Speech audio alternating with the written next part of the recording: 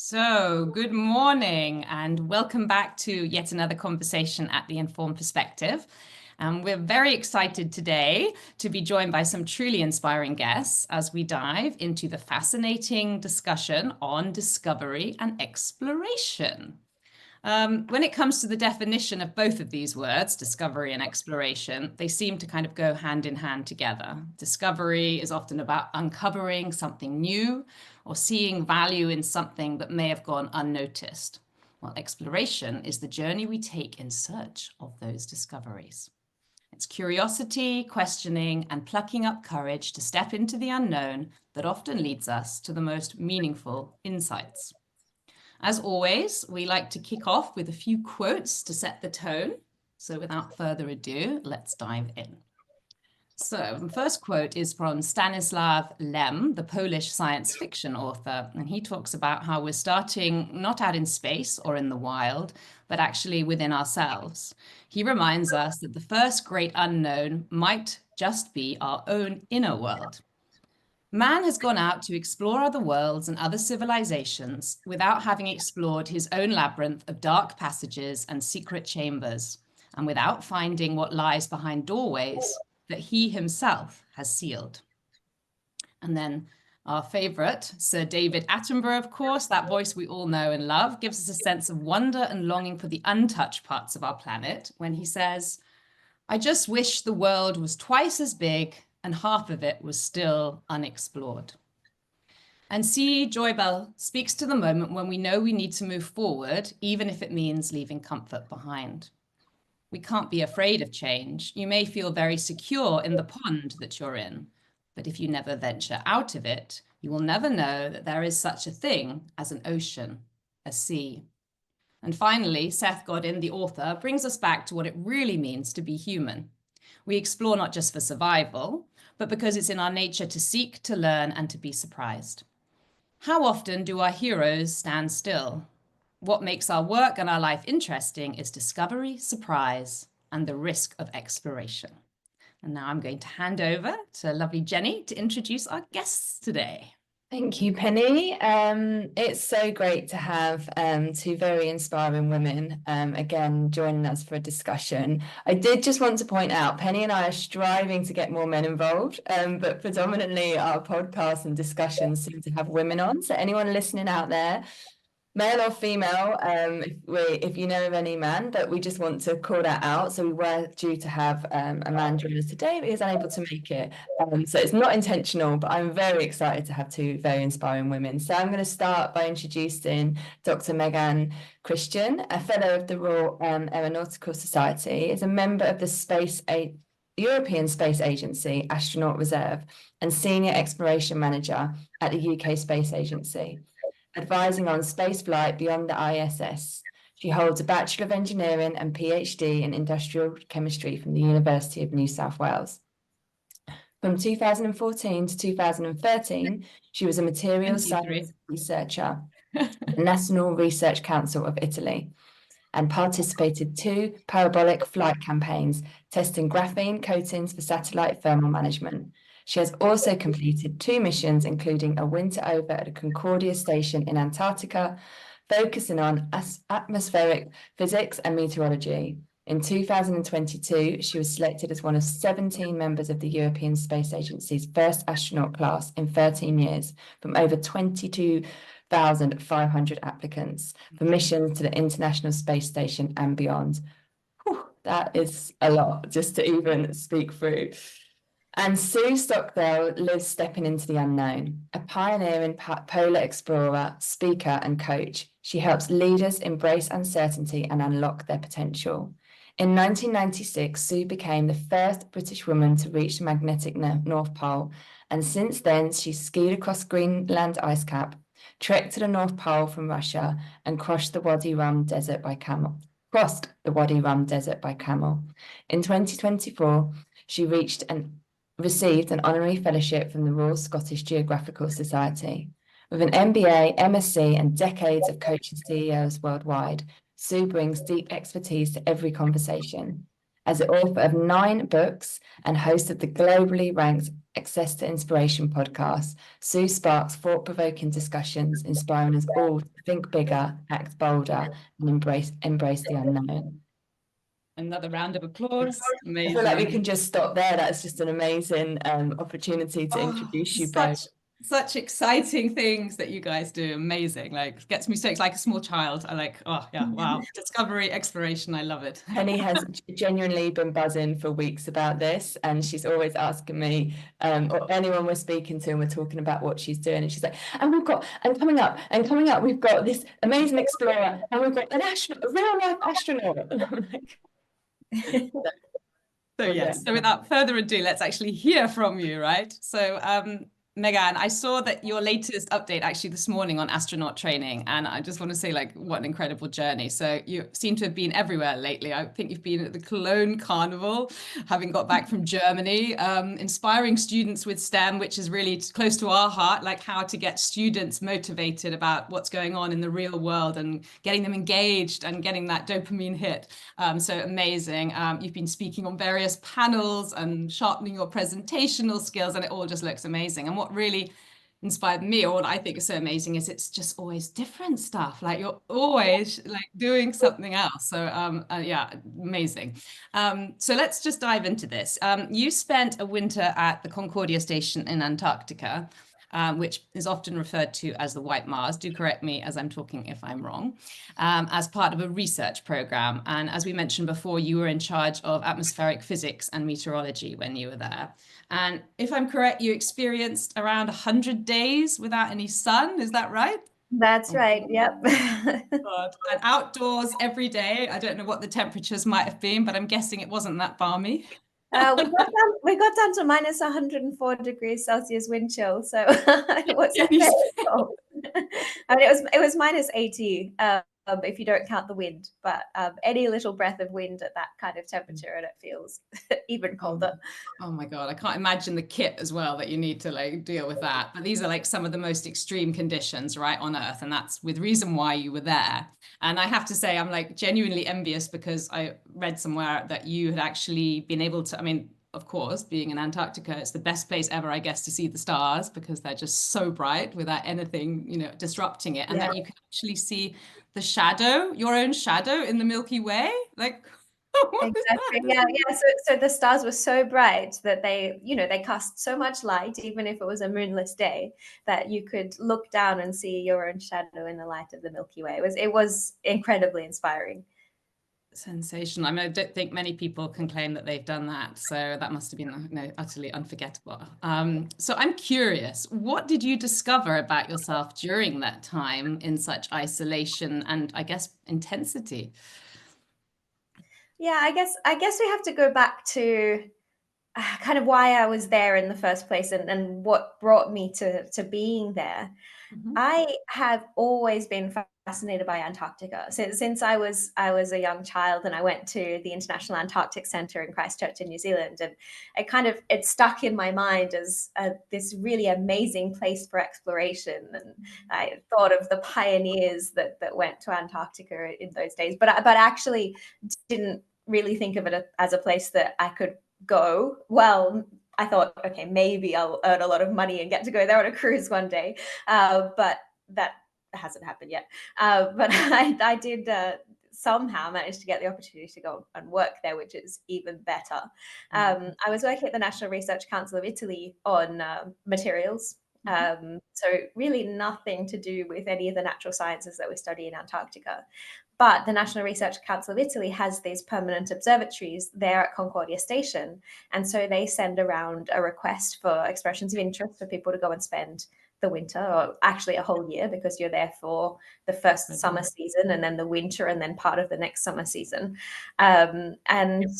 Actually, the first time this came around, I looked at the email and I thought back to that little me at the International Antarctic Centre and thought this would be amazing, but there's no way they would accept someone like me. It's not my background. I'm a material scientist. I'm not a natural scientist. So I actually dismissed it and just let it go.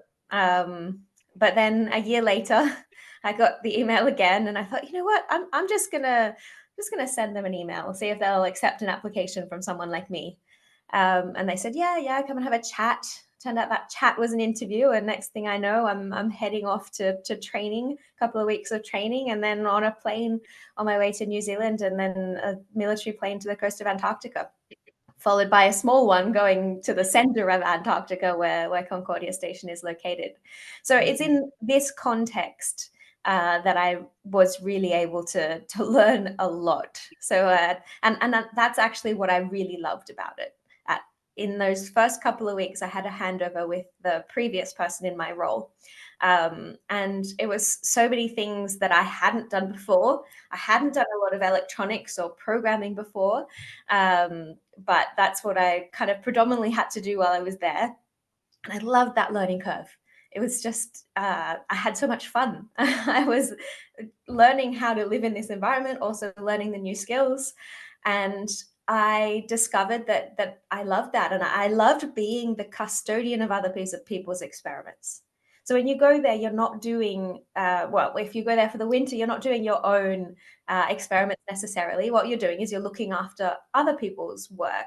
You know, they've put their life's work into designing these, but they can't be there to be the hands of the people who are there. So that's why those of us who spend the winter over are there looking after, being the custodians of these experiments. And I loved it. I found out that I was good at it. It wasn't necessarily something that I expected to be good at. I wasn't confident necessarily that I could do something that was quite far outside of what I had acknowledged as my skill set. So I guess that was one of the key things I learned about myself while I was there, that I didn't have limits that I thought I did have. And then that stretched to the kind of mental part of it as well, because obviously not seeing the sun for 100 days, not having the sunrise for 100 days, it's stressful. It definitely, it does strange things to both mind and body. It plays with your sleep patterns. And it tends to make you more irritable. Or what I noticed was actually that any emotions that you felt them amplified more than you normally would. And so that leads you to a better understanding of yourself and what triggers you have, and then how to manage those and how to keep the best relationships, because you have to. There were only 13 of us there, and we had to get along. So yeah, there were things I learned about myself in terms of technical skills, but also in terms of how I reacted to certain situations. And then when it came a couple of years later to applying to become an astronaut, I think these things really, really helped me during the process. Yeah, I guess I love the fact that you also jumped out of your safety zone and just thought, I'm going to just apply for it, even if I don't feel it's exactly what I'm qualified to do, or not necessarily qualified, but it's not the area that I've been focusing on, and that you just said, I'm just going to try it. And I think that's so valuable, that we sometimes put ourselves into boxes and we don't have the courage sometimes to do something like that. And I think that's so inspiring.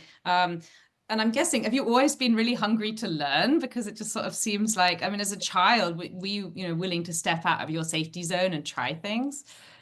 Yeah, I've always been a pretty adventurous sort of person. I think that was instilled in me by my family. I would say I have 4 sisters, and we are all really different, but we all are quite adventurous. And I guess we take initiative to do things. But yeah, our family holidays used to be camping or whitewater rafting, and that made us want to be doers. It's wonderful to have a holiday where you relax, but I just can't manage to do that. I'd prefer to be out there adventuring and exploring. So I think that came from my family from a very young age. That's lovely. It sounds like they fostered it, or they, encouraged you to do that, which is amazing. Did you find that your time at Concordia, experiencing, I guess, one of the most isolated places on Earth, that then was sort of the test for you, looking back, that you said, actually, now I can deal with space because I've been here, and this was like so remote from everything that I've known, but maybe space isn't as far away as it might have been? Yeah, I think I probably wasn't particularly concerned about the extreme environment of space. But I was probably more concerned about my ability to do what astronauts do. But it was my time in Antarctica that convinced me that I could, because the work that you do there is quite similar to what astronauts do on the International Space Station, looking after a range of different experiments from different sciences that aren't necessarily your own. And so the experience of learning that all while I was in Antarctica and learning it quickly, doing it well, taught me that yes, I can do this, and I should at least try. Incredible. Thank you thank you so much, Meganne, for sharing like the context as well. Because I feel like for anyone listening who might think, you know, if you'd said the narrative as, oh, when I was younger, I was quite adventurous, and then I had this opportunity, but actually I feel like you brought such the realistic element to it, which was you saw this email once and you dismissed it and you thought, no, that's not where my skill set lies. Everyone has limiting beliefs, and naturally you thought that, and you know, came around again and it came out again, and that's when you'd probably been ticking it over a little bit, or you thought, hang on, my frame of mind is this is coming to me for a reason. You know, this okay, everyone might have received it, but it was a bit of calling. But it just shows as well, and you went into an environment where it wasn't your own skill set, and just to put yourself there and make yourself available to learn and absorb what other people are doing. I think that's just a wonderful kind of holistic approach that anyone could take to a lot of scenarios, because you don't have to be an expert every time. You just have to be willing. And there's a lovely thing I was hearing about confidence. You know, people aren't necessarily just confident. You just have to give things a try, and then you'll learn, and then these things can build up. So thank you for sharing that. Yeah, I think it's also what I try to get across to students when I talk to them, when, you know, high school students. And I remember feeling quite sort of trapped by the subjects that I was choosing in my final few years of school, and I was worried that that was going to set me on a particular path that I couldn't leave. And what if I didn't like that? I mean, you're so young to be making those kind of decisions about the rest of your life, but it's not like that. You're not, your path is not set in stone. You know, you just kind of have to follow what you enjoy at that time, see where that takes you, but just be listening out for other opportunities, and they will come up. And then the point is to be brave enough to take those opportunities when they do. So the first time that came around, I wasn't necessarily brave enough to take it, but then I did. So and that has been life-changing. Yeah, and I think people do get trapped though quite early on often because of the educational system, and you often make choices and then you go down an avenue. And like you correctly said, how can you make decisions for your whole life when you're like 16, 17, 18? It's impossible. Like I think only now I'm beginning to realize really what I want to do. And I think that's so nice that you sort of say, just sort of go with it and explore it, and you're not going to have to do the same thing forever. But it would be nice to be able to, in the educational system, in some ways, be able to make those choices not quite so definite at such an early age, for sure. Yeah, not definite and not scary, Yeah, because they do tend to be. yeah, that's for sure. Returning to you though, why space? Like, why? Okay, we're on the Earth. There's so much to explore here. Sue's explored everything here. Why are you so passionate about going away? Because for me, like, I would never, ever, ever leave the Earth. For me, it's the most terrifying thing. And I'm quite dynamic and I have a lot of energy and I'll do lots of sports and whatever. But space is just for me an absolute no-go. I'm like, no, that is just out of my comfort zone. So tell me a little bit more about that. Yeah, the more I talk to people, it seems we are really split into those who really want to go to space and those who are just like, nope, that is not me. There aren't a lot of people that are somewhere in between, or at least the ones that I talk to. But it just seemed like the next big adventure after spending a year in Antarctica. To me, it seemed logical. I know that sounds a little bit crazy, but yeah, I was looking for sort of the next big thing. I knew that I loved what I was doing in Antarctica, and how could I continue to do this on an even bigger level? And I was lucky because for the first time in 13 years, the European Space Agency opened up applications for astronauts, and somehow managed to get through that selections process. So it's adventure, it's discovery, it's the need to explore new things, and so yeah, I'm absolutely looking forward to it. I'm a member of the reserve, so that means there are no guarantees for me, and that comes with its own challenges. I don't know what my life will hold. I don't know if I'm going to get to go on a mission. There's a pretty good likelihood, but it's no way definite. And so that's challenging too. But I was ready for the next challenge, and that's why I wanted to do it. But in applying, I learned so many things along the way. I learned things about what we do in space that inspired me to go even further. So, for example, that the science that we do on the International Space Station, and things like the development of new pharmaceuticals or 3D printed organs that we just can't do on Earth because of gravity. So I was learning all these amazing things, and last of all, definitely not least, just the thought of being able to look back at the Earth from space and have that what is called the overview effect that so many astronauts have, where you look at Earth from space and it changes your perspective, and you just want to protect it and look after it and be a custodian of the Earth.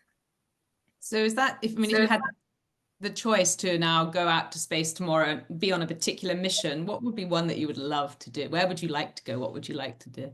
If it was just a lottery and you were able to choose, which you probably won't, but if you could. I think it would be amazing to go to the moon, stand on the moon and look back at Earth just like we stare up at the moon from here. I think that would be incredible. Amazing. So I'm similar to Penny. I'm in the camp of I don't think I'd want to go to space, but my reasoning is a bit childish. It's because I think my ears would really hurt because they hurt in airplanes, and I'm just a bit scared of the extreme pain I've experienced in the past. But I'm interested, Sue, before we move on to your questions, would you like to go to space? Where do you sit in that camp? Yes, I would. I've spoken to quite a few astronauts over the years, and the effect that Meganne's talking about there in terms of looking at Earth from another perspective, I think that would be hugely powerful. I think that would be valuable for anybody, right? Just to have that sort of humility, to be able to see how small we really are and actually how insignificant we are in the grand picture. But I'm not going there. Someone will have to send me a photo. I think also there are no lines between countries when you go to space. That's and so look back nice. at Earth. I understand. Well, even if you're on an airplane, you don't look down and see a line between countries. And I think those created boundaries that cause lots of conflicts and challenges on Earth, I think when more people could get out of that place to a bigger perspective, I think it would change the way many people think.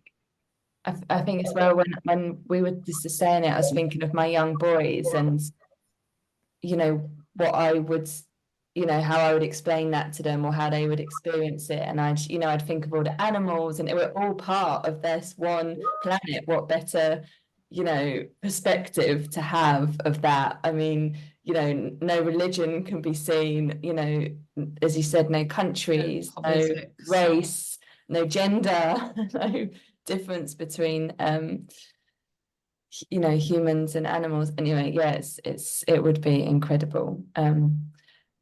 Cool. Right, so I'll move on to you now, Sue. Thank you very much, Meganne. That was really exciting. We'll return to you hopefully again at the end for a little bit more discussion. So Sue, you applied to participate in a North Pole expedition in 1996, although you had never skied before, which when I read this, I was thinking, right, how's that going to work? You then became the first British woman to reach the magnetic North Pole. You suggest that we must step into the unknown to develop. Why is this so important? Well, First of all, tell me where the guts came for going without and having never skied before.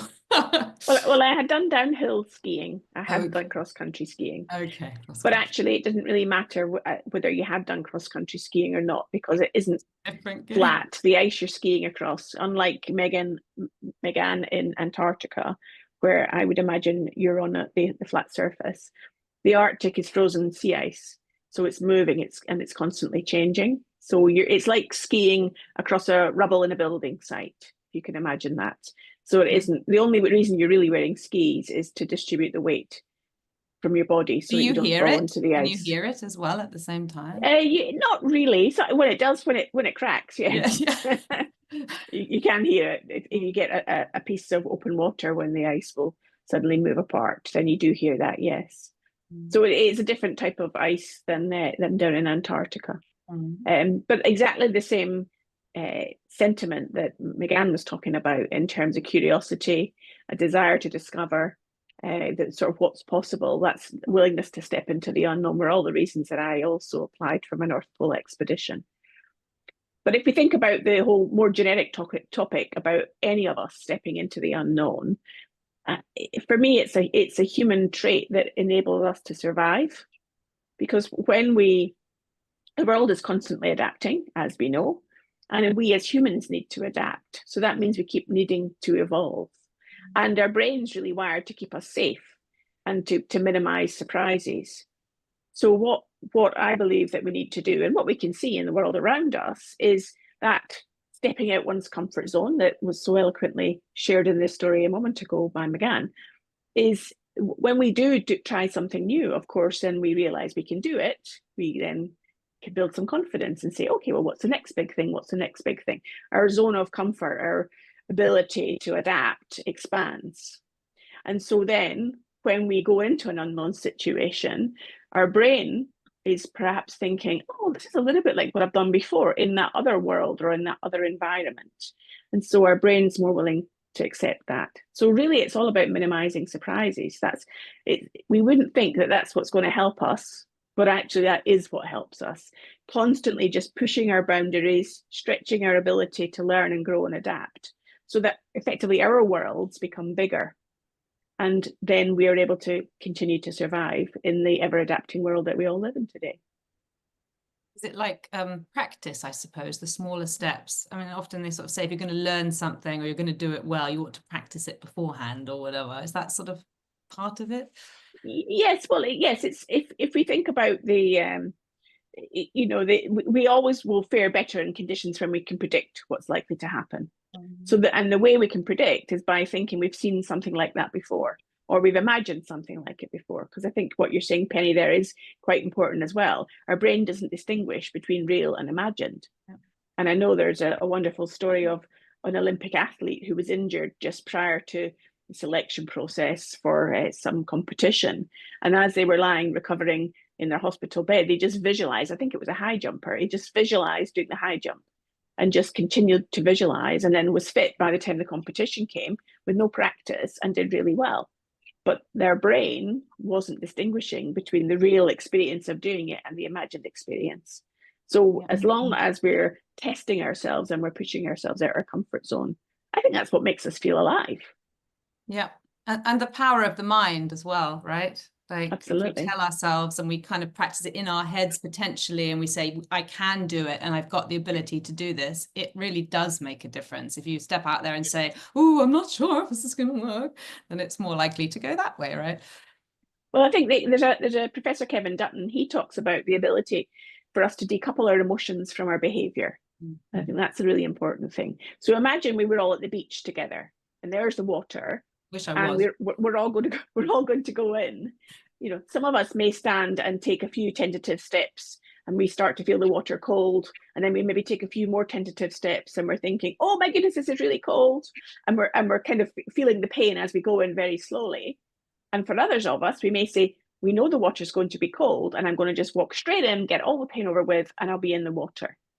And actually the person that's taking the tentative steps is not only feeling the pain of the cold water, but they're feeling the imagined pain as well. So when we do things slowly like that, we're actually doubling the pain that we experience.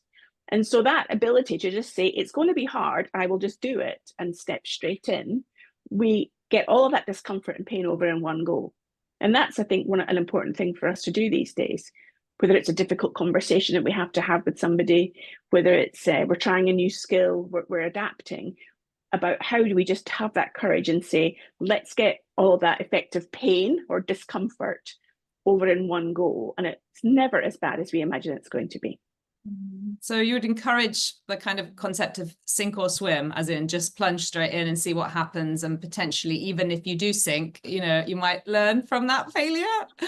Well, that is one strategy, and many people do take that strategy where they will just take it in. I think the ability for any of us is to work out how deep the pond needs to be before we sink. So there's stretching out our comfort zone, and it can still be very uncomfortable, but we have the willingness to learn and then grow from there.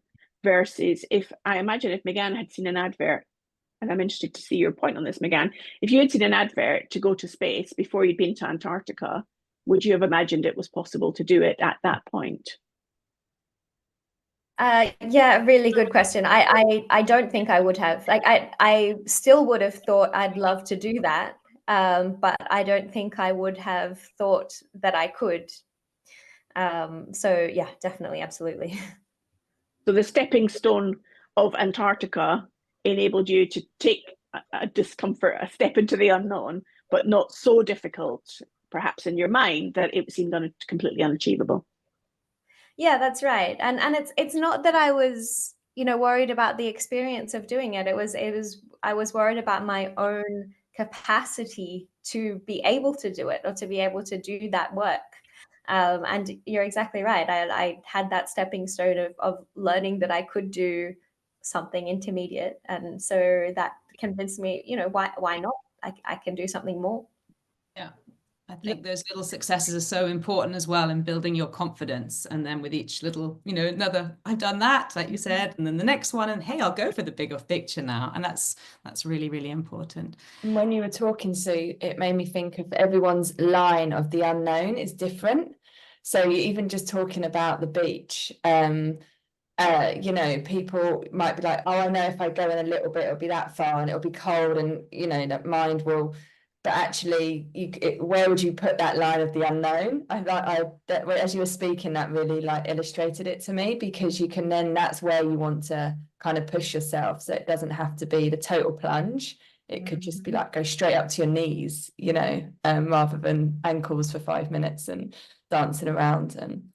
And but yeah, that's really inspiring. I think there's also the point about the why. Why do we even want to go into if we use the water example, why do we even want to go into the water in the first place? And for some, maybe that idea of, yes, curiosity is the thing that pulls them in.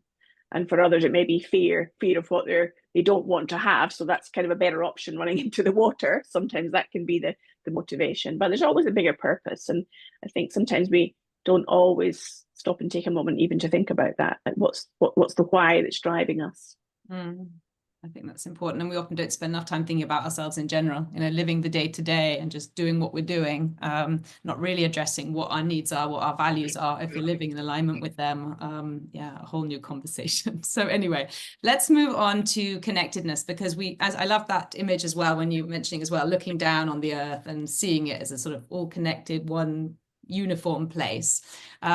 You talk about this a lot, about being connected and being part of the world around us. Why is this so important to you?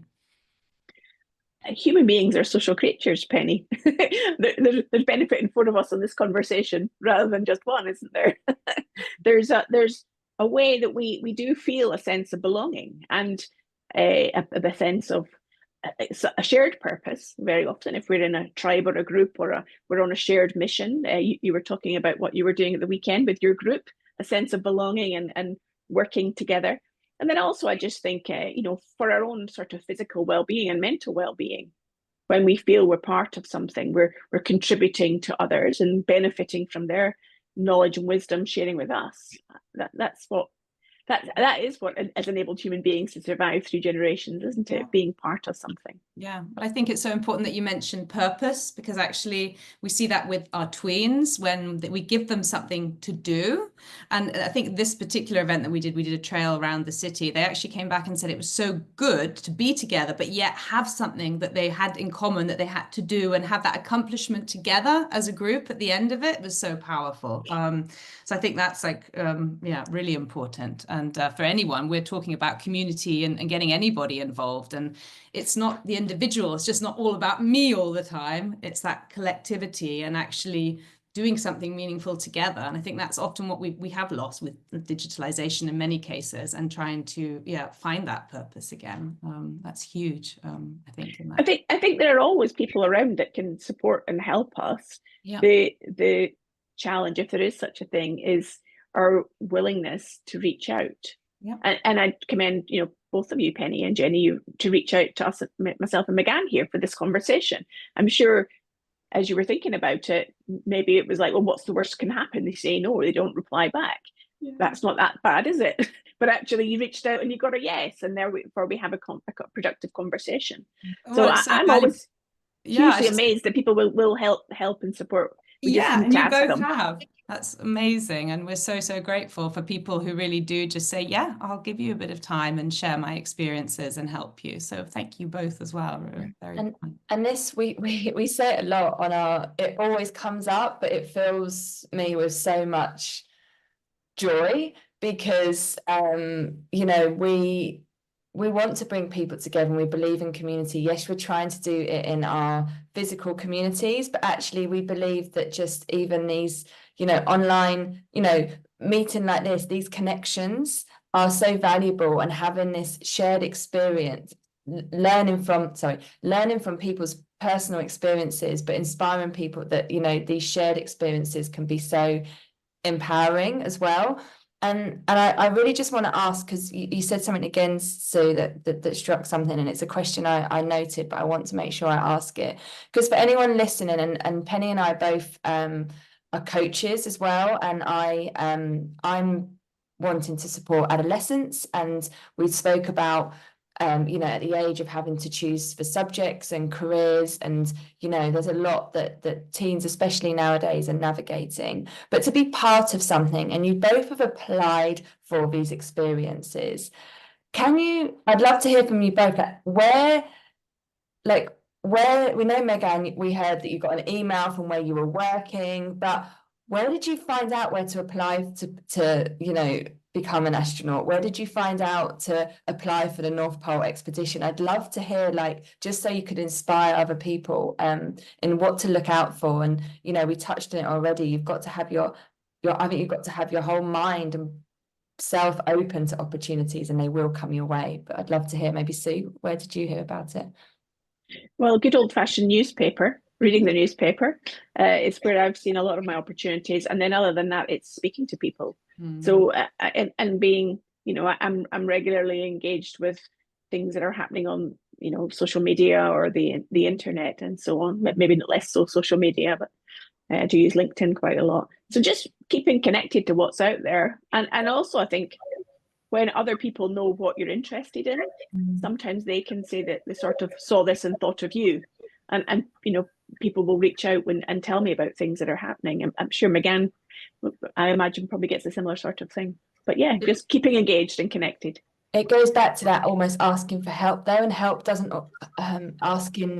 just asking a question. We did a networking event the other day, and we were like, what would you ask for help for? But it doesn't have to be like, please, can you help me? It might just be a question. Where do I get this printed? Who can do graphic design for me? And I think unless you're outwardly expressing your desires, needs, as you say, Sue, people aren't going to know what you're interested in. So I love that, because yes, some people might think, well, I don't know, but you need to start talking about it and you'll figure it out. And network for me is a huge one. So I did a career framework for coaching that I can take young people through, and network growth is one for me, or just knowing who you've got in your network. And even if you might not want to contact them, you still know someone, you don't know who they might know, and it's a lot about who you know, not what you know. But it's also having the courage, and I think that it's hard. It's hard for people to pick up the phone, or it's hard to step out and go to events. Some people find it much easier than others, and I think that that is the tricky part, right, Jenny? It's one thing to say go out and network, but you have to be supported, I think. And Meganne, how did you get to know about your endeavors? Yeah, so yeah, as I mentioned before, the Antarctica one was an email to all staff where I was working, but then the astronaut thing, well, actually, the astrophysicist who was on the base with us in Antarctica, he had applied for the previous round of selections back in 2008. And he had heard that something was coming up. They would be opening up applications again soon. And so that's what got it on my radar. And of course, at the same time, I was learning a lot about the European Space Agency, because on the crew, there's also a research doctor from the European Space Agency who's doing tests on the rest of the crew, like as if it were a mission to Mars. So they're doing tests, blood tests every month, and they're giving us cognitive tests and these kind of things, because of the isolation, the confined environment, the international crew, the low oxygen levels. So all these things are subject to study. And so it was kind of this confluence of events and people, just like we've been talking about, that allowed me to find out about it. And then, of course, at that point, it got on my radar. And so I was constantly looking out on social media or on the internet, wherever I could, to find out when these applications would open. Amazing. And for me as well, it inspires that. Just be curious. And if you are with people that have got you know, finding out about them, if you naturally you would have, but you know, you were speaking to the physicist, the astrophysicist, and then you found out, and then it sparked your, okay, he's done it. You know, it's coming up. I know something's there. It's wonderful. Just even those simple things, just to keep your curiosity alive.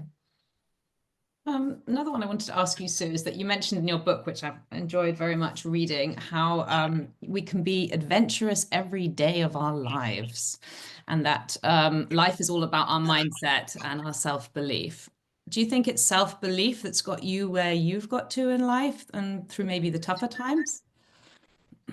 I would actually say I think it's curiosity that's my driving motivation. Curiosity to explore my potential, and that through doing that, that will be hopefully inspiring to others, because sometimes it is about, you've got to see it to be it. So if other people can observe that, you know, sometimes I struggle and sometimes it's difficult, and yet there are things that I've accomplished, then maybe they can say, well, if Sue can do it, I can do it too. And you know, and yeah, I a simple thing, but yet a way that I use as an anchor to anchor that practicing being uncomfortable is I have something different for breakfast every day. And, you know, so I don't wake up and say, yeah, it's cereal and toast yet again. That for me would be completely boring. I wake up and think, oh, good, what can I make for breakfast today? And that's a sort of, yes, right, today isn't necessarily the same as yesterday. And so therefore I consciously need to think about doing something different. And that is just a simple little thing that anybody can do, but we're practicing not just being habitual. Being habitual is really easy. Our brain wants to keep us safe. It wants to have habits. It uses less energy doing that. It takes effort to not be habitual. And of course, it's not all the time in all situations, but the more we practice being uncomfortable, the more we practice going into that unknown, then the more it becomes more comfortable for us. And there it's easier to take those steps and have courage when things might seem difficult. So mixing it up. Yeah. So, you know, have a different breakfast every day and see what happens, and use that as your reminder. And when you said I love that idea. So I'm now going to go and eat frog's legs or something. Who knows? But with that curiosity and the work that you're doing and the speaking that you're doing, is it then, if people feel stagnant or feel like they're not getting where they want to be, are you encouraging them to really look at where their curiosity lies, maybe where they don't necessarily spend enough attention, and then pursuing more of that? Or is it just a general Well, have to yeah, I think I'd come back to that first quote that you shared with us, Penny, of the Polish author or poet, about the journey is often the adventure inside ourselves. Because many of the leaders that I work with have an ambition or have even got to a very senior place, and then they question and say, is this all it is? Is this all life's about? And they kind of have a feeling that they want to change, but they know something's stopping them. They're not quite sure of that direction. And so that adventure becomes exploring that unknown, exploring the thing that may be the obstacle, real or imagined, that's stopping them from getting where they want to be. And I find that hugely exciting because I get to use my curiosity. I help them to feel safe enough to have that support to go on that adventure. And they're very often amazed at what they can do and what was holding them back, because very often it's mindset. Back to Meganne and her, oh, that email's not for me, I don't have those skills, but self-belief or limiting belief that can stop us doing things. And when we become aware of that, we've got a choice to change it. So really helping people to develop awareness can help them then to step into that unknown with greater confidence and to move forwards. So you'd encourage people to be curious about their tax returns. Yeah. Or we're back to the, we have to just leave emotions and behavior separate. Except that tax returns, for example, might be tedious, but they're necessary. So we just have to get on and do it. Yeah. Yeah, and not avoid it, I suppose. So I suppose also on exploration or wherever, you have to accept there's going to be the bad parts, and you can't just, maybe you can circumnavigate some of them, but there's going to inevitably be some that you can't. It might just be concentrated effort. Sorry, Meganne? It's not all glamorous. I No. mean, there's always, and it might not be what you expect. I mean, for example, in Antarctica, there was a lot of time to kind of get bored, really, because there's work that you have to do, but that doesn't take your entire time, and you're not in the normal world where you have so many distractions and things to be able to go out and do. So you have to find your own way of filling your time. You have to kind of direct your curiosity in different ways, because you don't have that fast internet access to be able to spend all your time on social media. And I found that actually a really nice thing to have for a year. But yeah, so it's not all glamorous. And there are there are ups and downs in whatever you're going to do, but you just have to kind of take the plunge and know that that's the case. Yeah. Meganne, can I ask you, how did you manage how did you fill your time or accept the boredom and the monotony? I have a lot of hobbies that range from adventure sports down to knitting and sewing and crochet. So I spent a lot of time knitting little animals for my colleagues for when it was their birthdays, watching movies. I watched a lot of Italian movies, and also made a lot of music.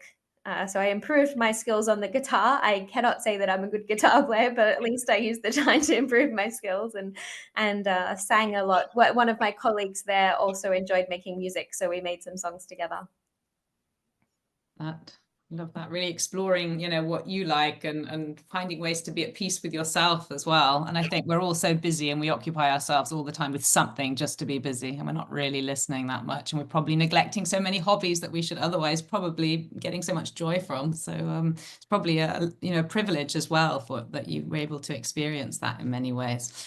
When we sort of think about explorations, there's also, when you're saying, it's not all glamorous and everything, there's a lot of discomfort, right, as well. It's, might be dealing with, the harsh climate or temperatures or like boredom or, I don't know, strange food, whatever else it might be, the dynamics within the groups.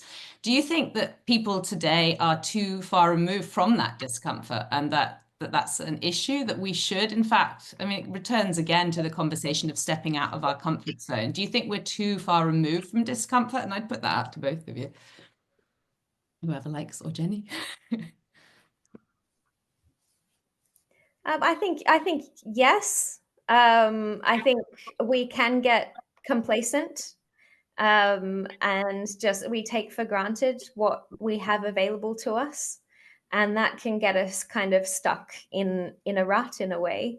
It's as Sue was saying earlier, you know, we get into those habits, which, you know, habits can be good, but they also discourage our kind of adventure.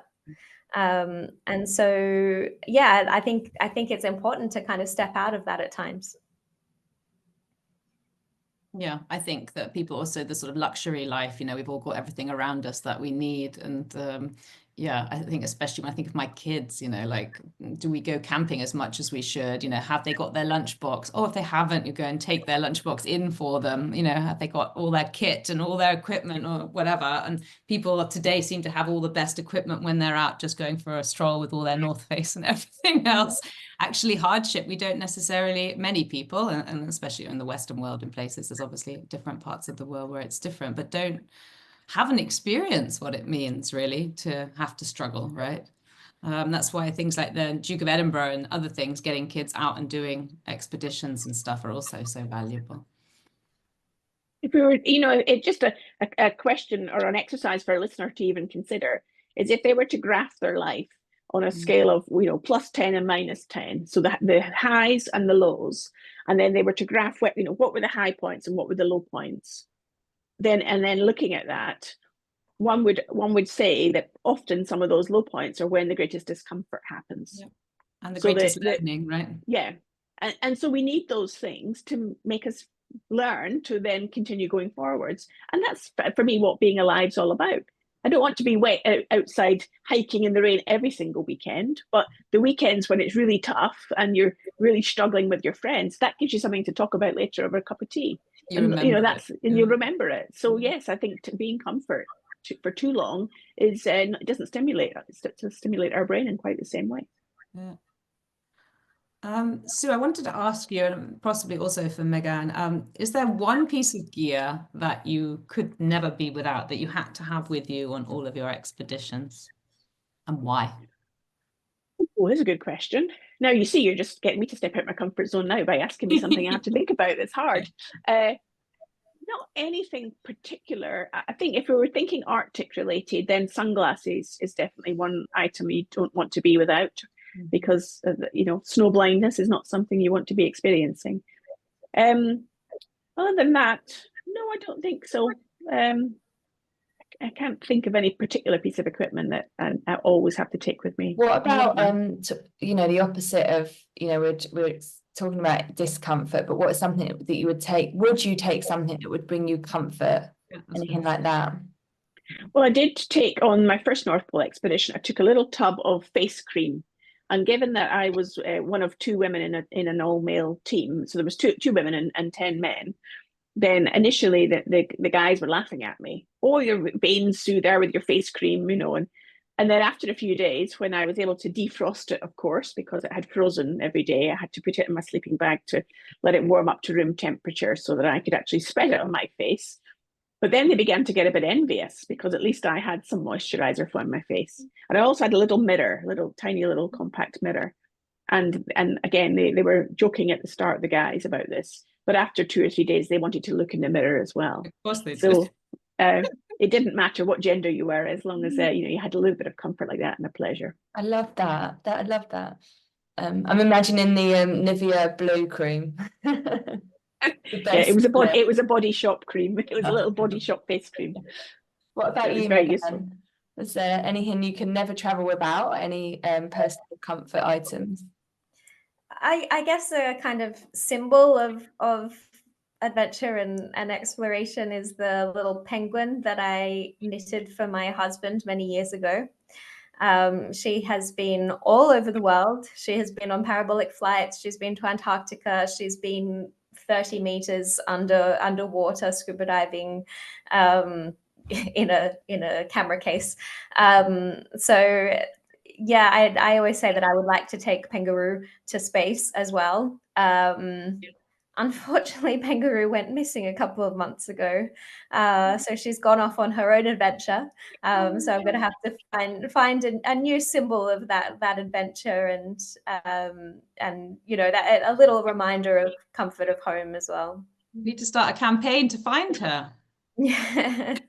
I You don't never know. Question to end with me feeling so sad. I hope Yeah, I think we've had her since well, for 15 years now. And she and I also knitted a world map blanket, and got some wooden penguin buttons, and I'd sew on these wooden buttons for wherever Pengaroo had been. So yeah, and the whole purpose of making Pengaroo was because my husband believes that penguins deserve to be mammals, because when you think about penguins, you also think about, I don't know, whales and seals and things, so they deserve to be mammals.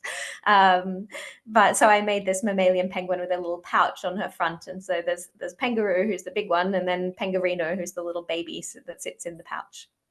That's very cute. I think we start a campaign, Jenny. Yeah. Do you know which country was likely? It could have been at a conference I was at in Luxembourg in December, but we did write to the hotel and they had seen no sign of her, so I don't know. Anyway, I need to move on before I break down. Penny and I, you've probably heard, we've mentioned our tween events. And Meganne, because we were just talking about it before you joined, so we create spaces for 9 to 13-year-olds, so preteens, tweens, to just be heard, share ideas and connect meaningfully. But we're both really passionate about us as a, I'm sure you all are as well, the younger generations, and we've touched on, the few, discomfort isn't so common these days. People are connected in quite disconnected ways, online, and not necessarily, with the world around them as much. If the next generation could learn one lesson from your life's work, what would you hope it would be, Meganne? I think it goes back to what we were talking about before, not being worried about being too set on one particular career path, but always look out for those opportunities and be brave enough to take them, because they do exist, and sometimes they might not seem like they're something that you can do, but why not try? So yeah, that would be my advice. Lovely. And Sue? What comes to my mind is listening without judgment. Follow your curiosity. And that's the way you can learn about the world around you. You can learn about other people. You can learn about those opportunities. So I think listening and being curious, super important. So I love that, being open-minded. It's amazing. Yeah, I love that. Listening as well, because it's all right being curious and asking questions, but actually sometimes the opportunities of new things will only come if you're listening, if you're listening properly, or you're listening even to someone you might not have been wanting to speak to or asking questions. Yeah, it's really easy to be stuck in our own echo chambers these days, particularly with social media. So it's exactly right. You've got to listen beyond that as well. And in the wider world context as well, right? Everything's changing all the time, and we need to keep our perspectives open and just sort of listen and then make the informed decisions that we need to make. But if we're not listening, we're going to have a one-sided story. So it's really important to hear from everyone. Thank you so much for delving into discovery and exploration with us today. It was an absolute honor to have you with us. And we'll be following closely what you're doing and taking tips along the way. Thank you. Thank you. Thank you so much. Thank you, everyone. Bye. Bye.